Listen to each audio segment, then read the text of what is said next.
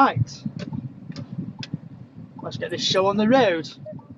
Wherever you are in the world, good morning, good afternoon, good evening, good night. Bradford City have lost typically 2-1. Dominated Me. first half and second half. So now I'm going to cross over to lovely Diane.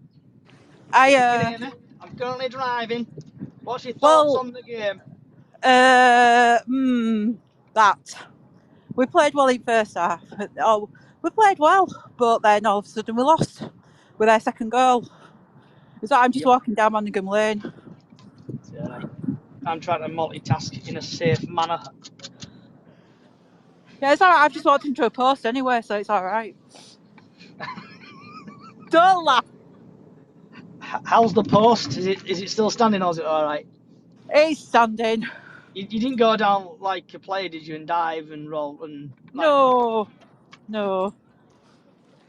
So Diane, start off with what's your thoughts altogether on the game, first half and second half? First half we were okay, but we just had the jittery in the first minute when they scored, obviously. And then they started to get better, I think, and then we equalised. And second half, I don't know. What would you say about second half, Joe? Sorry, because I'm walking down with something to show them. Rubbish. Oh yeah, rubbish. First half, I thought conceding after 60 seconds. Yep. It didn't last long, did it? Typically, City didn't last long in the first 60 seconds. Blew it away in 60 seconds. Yep. You could say gone in 60 seconds. Definitely. And then I know Tyler Smith got a goal, so proper buzzing about that. His first league goal. Yep. And then first half, I thought we were a bit naff, but then second half it seems like Alexander kicked up their ass and got them going. We dominated, I think, the second half proper well. We did. Yeah, they were just... Yeah, we did, because at least Alexander was out of his seat all the time. Yeah. What I could see. And if you want to put a request in, is it Lancaster Bantam? If you want to put a request in, and if you want to speak about the game or anything, put a request in, and hopefully Diane will accept you. Well, let me see. I've made her co-host because I'm currently trying to drive in a safe manner back home, trying to multitask. So with the game, I don't know. Who do you think? I know Bobby Poynton got man of the match, but who would have you given to the man of the match? Me, I thought Brad Holiday played good. And Rich Anno going to get booed. Richie Smallwood as well, I thought. Yeah. Yeah. I think we did well, but it's like same old City in it really. New manager comes in. Yeah. New manager comes in. We try. Yeah, you hope someone's getting a bit horny. I know. Taxi. So altogether, I think we did well. It's just we didn't finish, and we outplayed them, but we just didn't have the finishing skills. Yeah, so it's like when frustrating, really. Yeah, when Osadebe skied it over the crossbar. But I'm going to say, I think we were just unlucky getting injuries. I know. I don't know what they were doing. Okay. So who came off first? Yeah, he came off second, didn't he? Bradley came off first. Who came off first? Bradley. Rido. Yeah, he came off first. Yeah. Yeah, Rido came off first. Okie then replaced him, then got injured. But after the injury, I don't know what formation he probably went to. I don't know, 3-5-2 or something. I don't know if that's right. Man, it's borrow abacus on this. Oh, my abacus. Yeah, I need to borrow abacus, do a bit of maths. Yeah. You mean like me last night? Yep. 2 seconds, just pulled over. Invite to co-host. So, have you got any thoughts on the game, Stan? If he's accepted it? It's got a question. Is it going through? Yep, he's speaking. Have you got any thoughts on the game, Stan? Yeah. My thoughts. Well, nothing's changed much, really, has it? we're giving cheap goals away in defence. We're knocking on the door, but yes, one or two good performances. I mean, not bad overall, but it's disappointing that basically one of the two, few forays into our sort of penalty area in the second half and the score from it, and obviously the score so early as well, we've not switched on. So I don't think much has changed really in terms of defence. In terms of tactics, yeah, I mean, bit of a nothing game really. What's anyone else's thoughts? I think the tactics were spot on. 4-2-2-2 to whatever he played, and then 4-2 or 4-4-2. He played well. It's just we couldn't finish. We just couldn't seem to finish today, and it's coming back as bite as on their ass. Yeah. I mean, but defensively, we just concentration levels are poor. We not picking up runners. I mean, that second goal was like there were from their sort of free kick and what looked like a foul on us at Derby. There were still 2 or 3 phases of play that we kind of didn't deal with. So we're not dealing with defence. I mean, in terms of like team selection, he's only had like a couple of training sessions, so you can't really kind of be too critical of knowing what the team. It would obviously be you'd have spoken probably to Kevin and to Mark Truman. It's all right. Can I just interrupt? There's some little shitty Barrow fans on the coach, banging window. Oh, they're doing the 2-1 thing.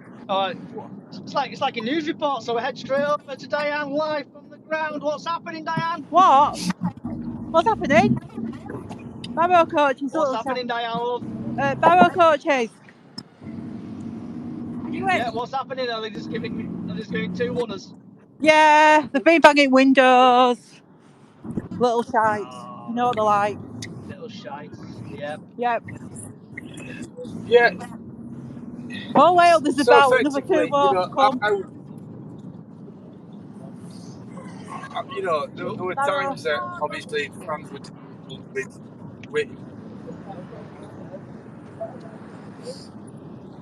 just in terms of like sort of with regards to we don't move the ball quick enough, and we don't run at plays in general. So formation doesn't really matter in this respect. It's like at a certain point you've got to get balls in and Cookie's looking miles off the pace for me. So if anybody else has got anything they want to say, put a request in, and hopefully Diane will accept you. So I'm trying to multitask in a manner. Asking, but I'm walking, so I'm locking the post again. Watch out, them lampposts, they come out of nowhere. I know they do. But it was funny. Stan, who would you say your man of the match was? I would say Jamie Walker, probably.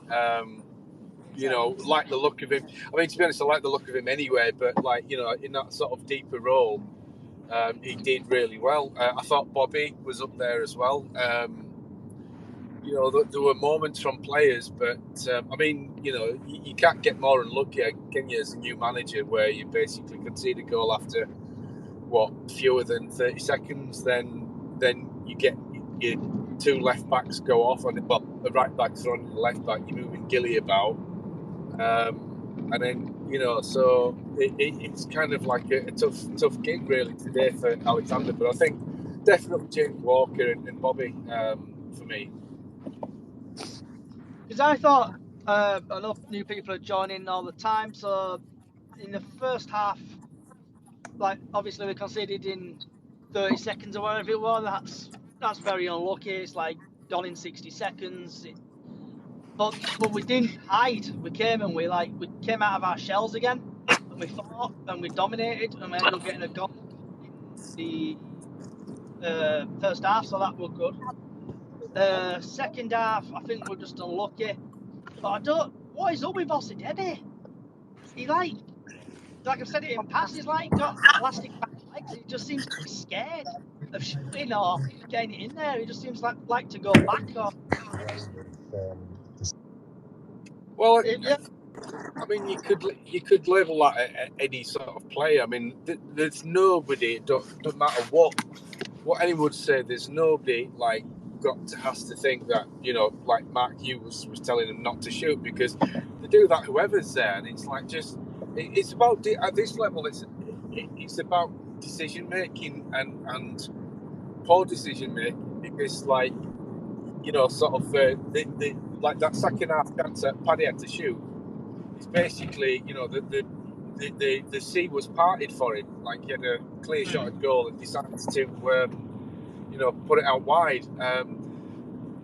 It's, you know, and then obviously in that sort of that last phase, you know, towards the end where the ball comes out to him, he sort of, I thought his body shape for the actual shot was okay, but he just, you know, blasted it over the bar.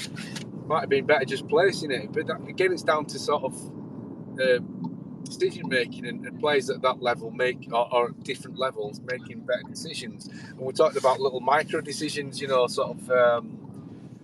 So, you know, I don't know. I mean, I think I think it boils down to the fact that, and the mate said it for me, summed it up, is like, for all the sort of talk of what's going on at the club and Hughes and Sparks and Rupp and stuff, the players have got off scot lightly, really, because, you know, sort of the players themselves have basically, you know, we've kind of, nobody's kind of said, well, the players need to have a look at themselves as well. You know, there was none of that talk when Hughes was gone, as that cliched players saying, oh, you know, yeah, we've let the manager down, etc. There's none of that talk. There's none of that sort of drive about the players. So yeah. I mean, to be fair, we played okay today, so it's not complaining in that respect. But it's kind of like, and I would hope that Alexander has a kind of better look at the players, because I thought maybe he didn't want to risk Chapman too soon, but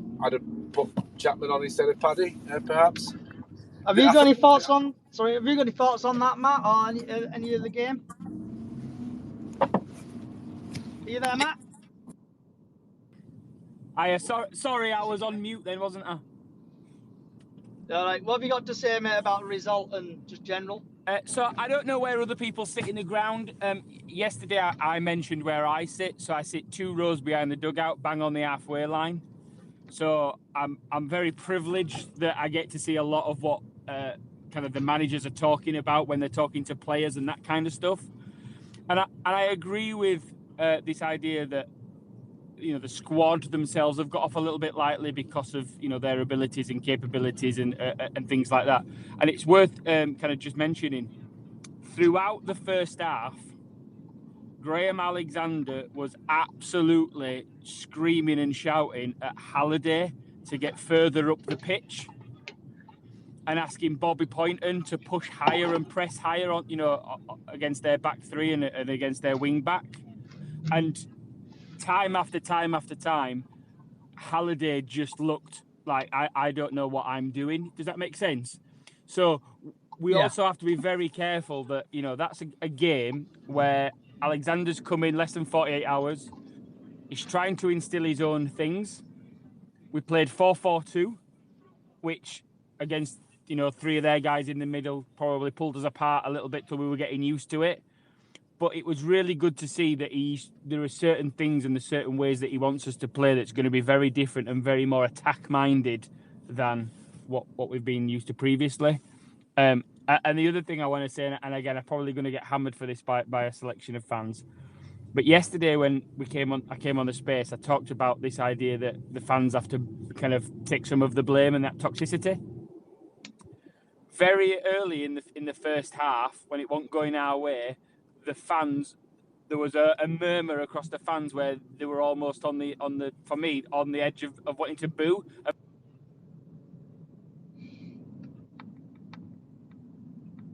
Oh. I think Matt might be having a bit of a communication error.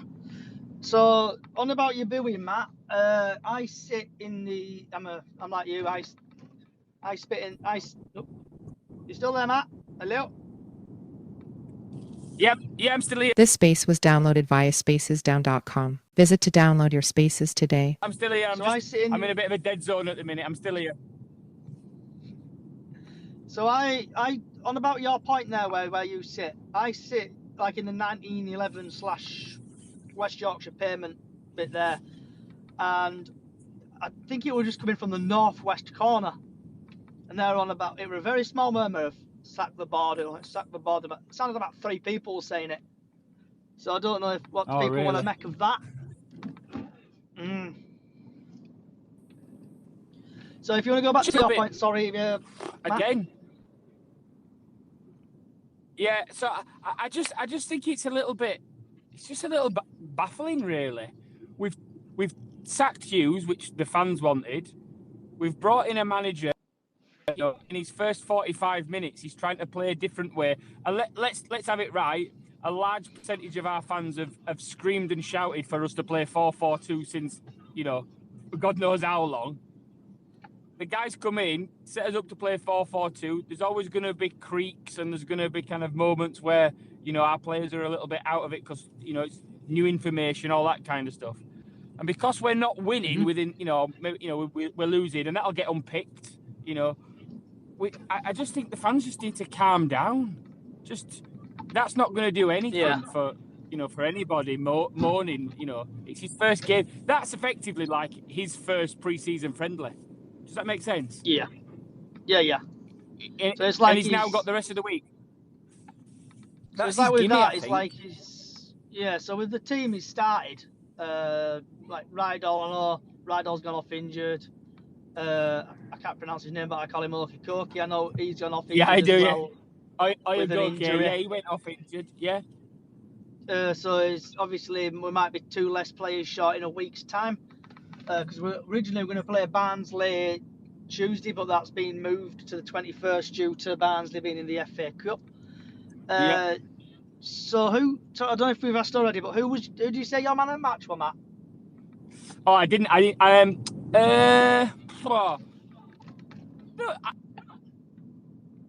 If I'm,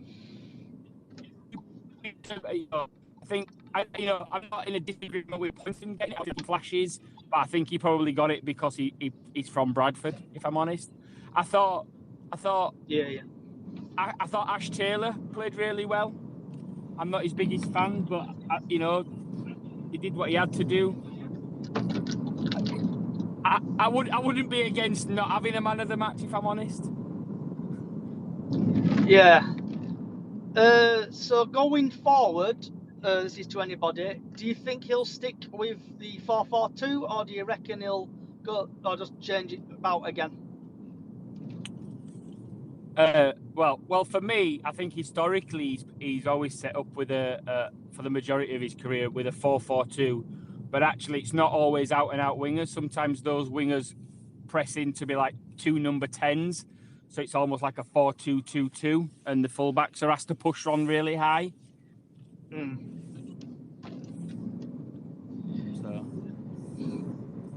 So has anyone else got anything to say, Stan or Diane? I'll just come back to what is it Matt was saying, and I think it's very astute. Obviously, being where he was sat with in terms of Brad, I think Brad did look like he was trying to sort of get to grips with a slightly different formation, different setup. I agree with that. Yeah, I mean, as far as like what formations he will play, I think it'll be generally horses for courses with regards to maybe the opposition or how the team's shaping up or speculative training. But it's probably, obviously, going back to the other points as well. It's like I agree. We do need, the fans do need to calm down.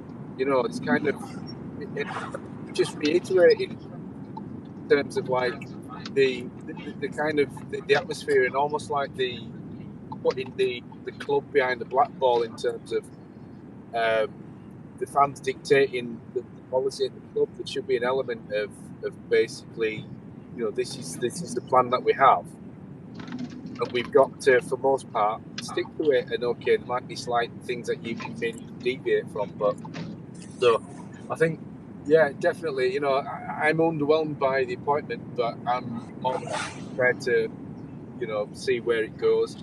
And ultimately, if you're a proper fan, you want him to succeed, and I obviously do. So I think, yeah, it's definitely. But for me, Jamie, probably the best player today. Like they played in that deeper role was interesting. Seeing him there.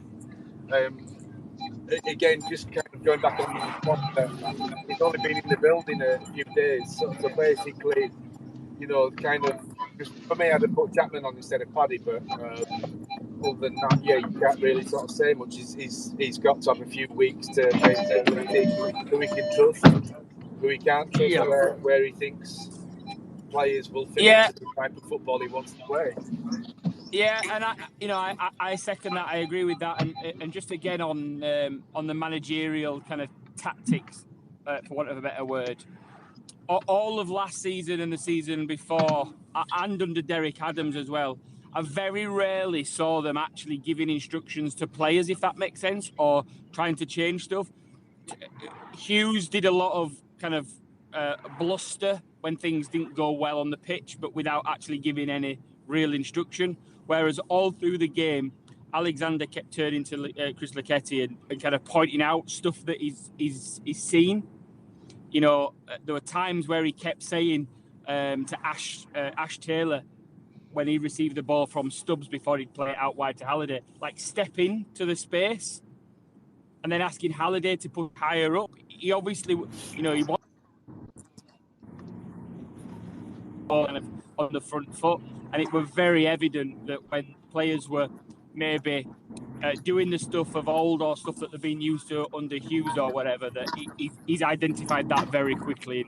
I think at half-time, there'll have been some harsh words to some players, and I think through the week, he'll be reinforcing exactly what he wants on that. So we have actually got a Barrow fan here. Lewis, if you want to speak or anything or put a request in, so we can get get your perspective from the Barrows fans, say how they do at the game. We've had Crypto Bantam. It's absolutely shocking. 4-4-2 is no reconsiderate wingers. Furthermore, that we stood in the northwest corner. The fans started fighting each other. It was like watching Derek Adams football. Lewis has actually put underneath a little meme.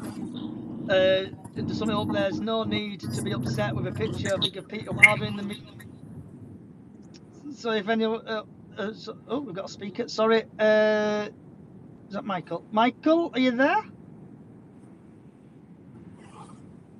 Michael? Yes, I'm here. Yep. So what's your thoughts on the game, bud? Well, I actually only half watched it because I was on iFollow. I'm in America and I was working. Ooh. So I haven't saw it as good as I should have done. But in general, obviously, we've took 3 points off you again. And your manager must hate Barrow with a passion because we got him sacked from Salford. We got him sacked 3 or 4 weeks ago. And his first game, we've just beat him again. So as a Barrow fan, I know you said you missed the first half, you only saw a bit of the second half. How did it look from like your perspective on the iFollow? Well, you guys played better than I thought you would. You were pushing the ball around fairly well. You give us quite a lot of pressure. But we've got, I think, the best or the second best defence in the league at the moment. And we're still evolving and we're still getting there. So we contained you fairly well, even though the stats will show you had the vast majority of the game. And after that performance from you guys, do you think you're going to go up this season as a Barrow fan, or do you think you're going to get into playoffs? Well, I'm trying to keep my feet on the ground, but it's pretty high when I'm flying at 10,000 feet at the moment. Oh, nice. We're still a work in progress. We've still got players who are coming back into it all. We've got now a squad, as opposed to previously really only had a starting 11 with 3 or 4 decent subs. We've now got 22, 23 quality players. And I love what Pete's doing. He rotates things quite nicely. So everybody's up to speed. Everybody can just slot in.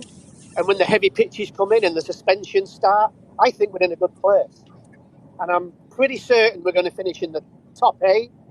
But obviously I'm praying for us to get in the playoffs. And so, watching the second half, who would you say your Barrow's man of the match was? Well, again, I was working heavily. I do Christmas lights, and it's really busy, so I only kept half looking at it. And now I'm driving now to be a coach for my soccer team over here in Texas, so I can't really answer that. Sorry. Okay. Is anything else you want to add? Anything, Michael? Yeah, just that you lot must not like Barrow because we beat you every time we play you. It's like is it Whitfield? Ben Whitfield. Who plays for you? Yeah, Ben. Yeah, my dad like knows his dad, so I keep persuading him to see if he'd come and join us at Bradford City, but I think he keeps turning us down. Yeah. In Smith, who scored for you today, he was at Barrow on loan from Sheffield United, I think. He's a good player. Yeah, Smith, I think he's still young, isn't he, Smith? He just needs goals, and he's scored today, so hopefully it boosts his confidence. But I know you don't watch Bradford play, but watching Bradford play, it's like personally I've been crying out for 4-4-2. Right. And I know we got a bit of that today.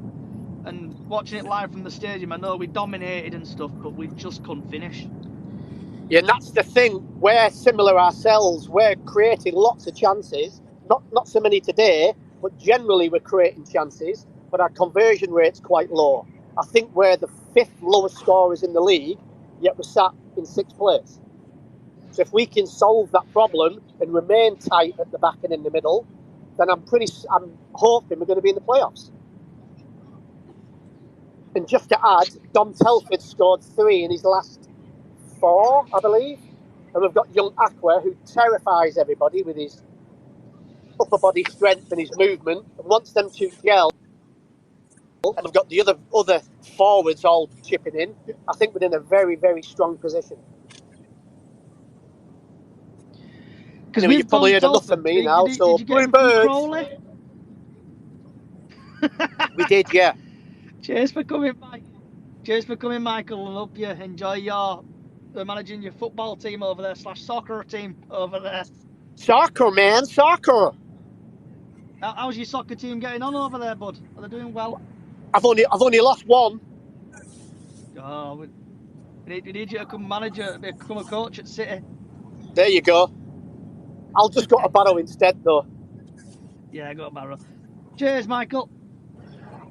Have a good Bye, one. boys. Don't worry, you've got a good manager. You'll be all right. See you later, guys. Thanks for coming, Michael. Bye-bye. Diane or Matt, have you got any thoughts? No, but all I wanted to do to Telford was get a pair of scissors and cut his ponytail. I don't rate Telford, if I'm honest. I didn't see lots of him that cries out he's a decent player. I know he scored and stuff, and he didn't really do it at Crawley either. He had that one good season where he got a few goals. Yeah.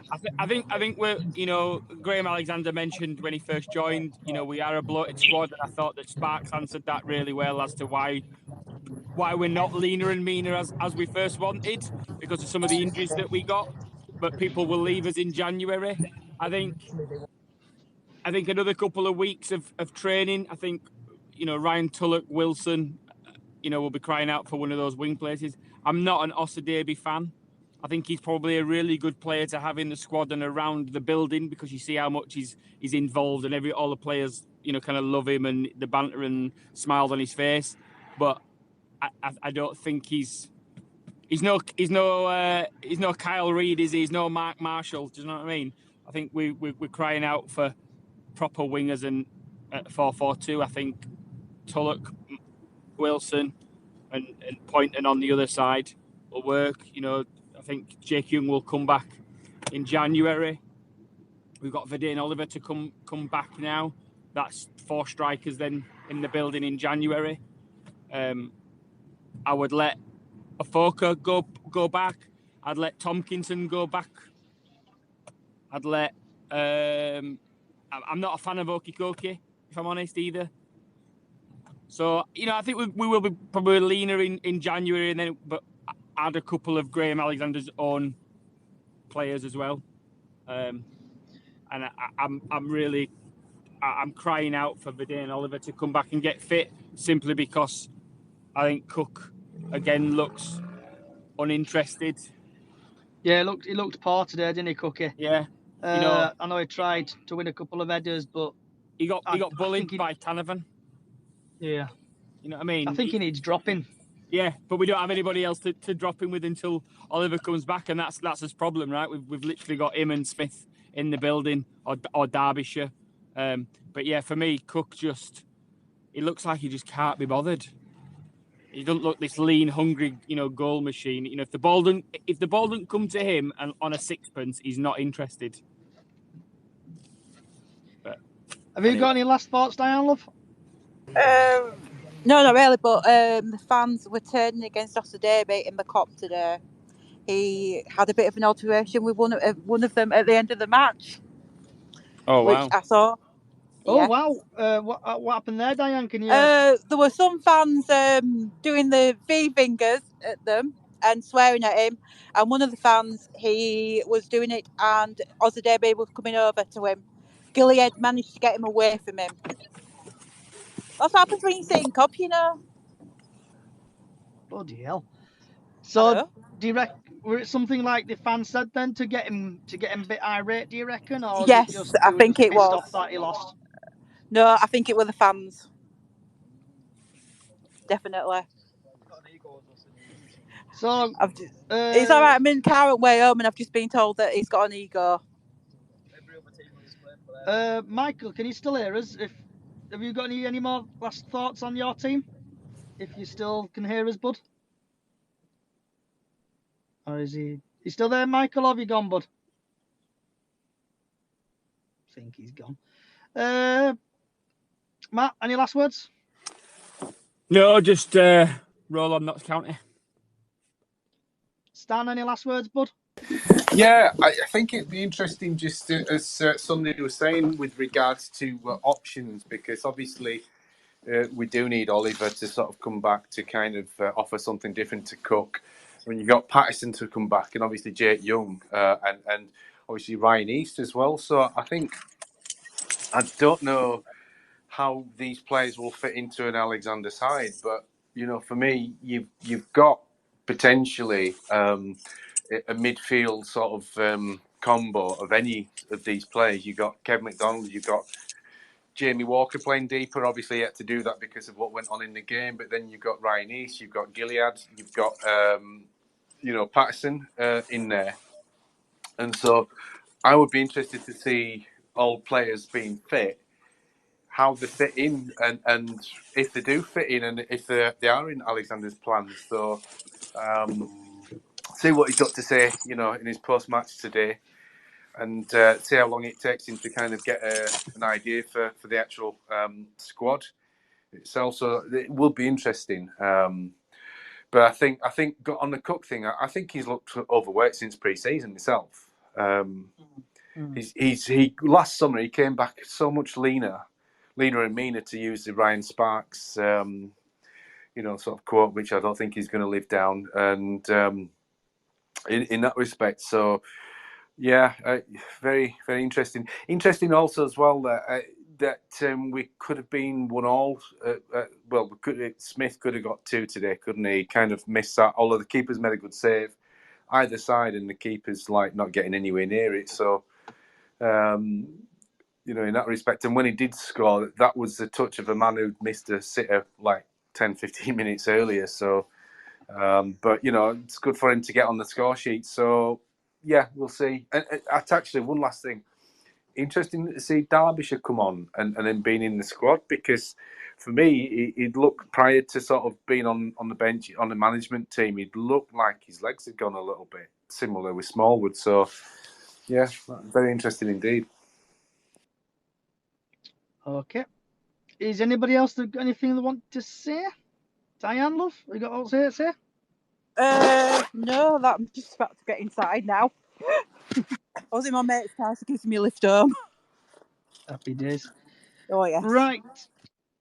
It's that time again. So, wherever you are in the world, good morning, good afternoon, good evening, good night. Thanks for listening. Also, this will be on Apple Podcasts and Spotify and YouTube later on. Also, if you want to come and join us on the Bradford City Up the Chickens on Facebook, and also that's the name of the podcast. Also, the Braceodge on YouTube. Thank you for listening.